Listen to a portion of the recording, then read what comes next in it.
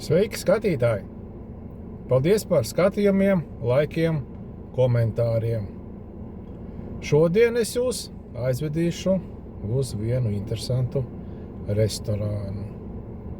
Interesants viņš ir tāpēc, ka no cilvēka jāmaksā 24 eiro, ēd, cik gribi, ēd, ko gribi, ēd visu vakaru līdz slēgšanai. Sūti, ēd un sūti, ēd un ēd un ēd un ēd.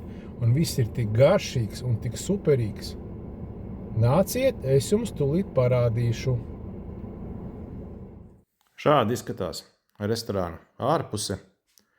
Diemžēl YouTube neļauj man publicēt audio ierakstus, tāpēc šajā video fona skaņas izpaliek, bet tas saistīts ar autortiesībām. Man paveicās. Nebija daudz cilvēku. Varēju uzfilmēt, jūs man lūdzēt, lai es parādu restorānus, parādu ēdienu karti. Saskaņoju ar restorānu, atļauju filmēt un arī izmantoju brīdi, ka nebija apmeklētāja. Parasti šī vieta ir ļoti pārpildīta, jo ir ļoti pieprasīta. Itālijā nav daudz tādu restorānu, kur tu maksā fiksētu summu un var ēst visu vakaru, ko gribi un cik gribi. Šis ir aziātu restorāns. Atrodas pilsētiņā Koriļano. Lokāciju aprakstu pievienoju video aprakstā. Ja esat šajā pusē un patīk interesanti paēst, ieteiktu apmeklēt.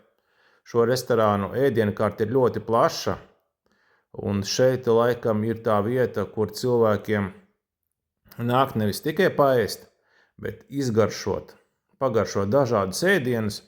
Porcijas ir maziņas, bet viņas ir ļoti ekskluzīvas.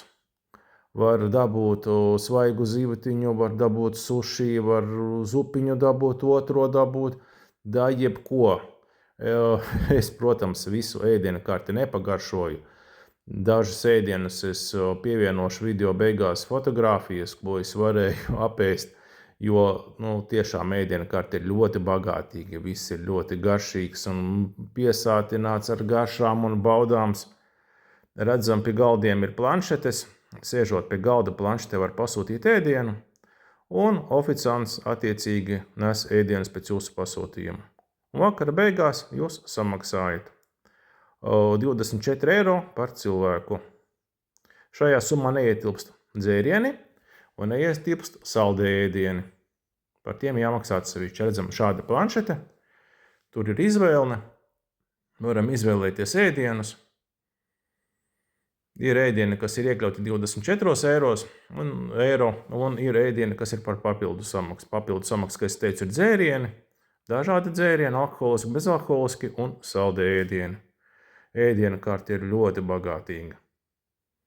Lai arī es gribēju visu pagaršot, diemžēl man tas neizdevās. Varbūt nākošu reizi. Interesants formāts. Latvijā šādā restorānā es neesmu bijis. Sanāca tā, ka šādu restorānu apmeklē Itālijā. Noteikti arī šāda restorāna ir Latvijā un citās valstīs. Bet, ja esat manā pusē un jums garšo paēst, ieteiktu atbraukt, pagaršot un pabaudīt. Šoreiz tāds īsais video. Paldies par skatījumiem, rakstiet komentārus un tiksimies nākošajās sērijās. Lai jums jauka diena un lai viss iecerētais izdodas. Atā!